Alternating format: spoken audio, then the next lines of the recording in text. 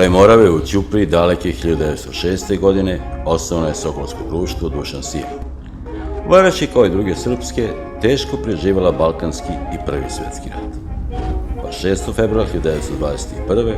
obnovilo se Sokolsko društvo pod vojstvom tadašnjeg direktora gimnazije, gospodina Steve Čuturila. Moravska Varoš je dobila evropsku aromu zahvaljujući Česima i Šećerani, pa na čelo ćuprijskih Sokola iste te 21. godine dolazi gospodin Franjo Zajic, tadašnji direktor fabrike šećera.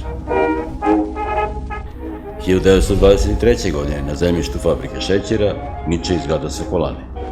Starešina Zajic organizuje učešće Sokola na mnogim sletovima u zemlji, na primjer Sarajevu i Zagrebu sa 70 vežbača i čak 114 učesnika. I naravno u inostranstvu, ponajviše u Češkoj. Tajnik društva je bio gospodin Bora Nikolić, glavni urednik lista Moravski glasnik. U predatim godinama, tačnije 1931. Ćuprija je najveći grad u Pomoravlju sa preko 8.000 stanovnika, dok Paraćin ima oko 7, a Jagodina oko 6.000. Poređenja valja reći da je Tirana tada imala 11.000 stanovnika. No vratimo se mi Sokolima, koji tada organizuju balove i javne časove. Osniva se propagandni odbor za podizanje novog Sokolskog doma, na čijem je čelu bio gospodin Radovan Radosavljević, koji je sam tada priložio 20.000 dinara.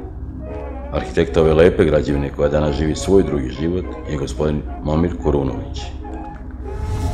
Februar 1937. godine gospodin Zajic, koji je bio i zamenik starešine Sokolske župe Kragujevac, napušta Ćupriju i na njegovo mesto dolazi blagajnik fabrike šećera Dragoslav Jovanović. Njegov zamenik je bio Stanoje Rašić, fijakerista, a blagajnik apotekar Josip Usmijani. Posle Drugog svjetskog rata gospođa Manja Jovanović je mnogi dečake i devojčice ovde kraj Morave učila osnovima vežbanja u sali Sokolskog doma.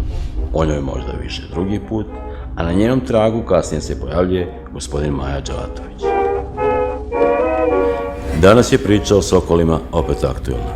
Jedan mladi čovjek, Dragan Lazić, pokušava na tragu slavnih predaka da oživi sokolski plamen kraj Morave. Ova priča nije ništa drugo nego priča o moravskim sokolovima.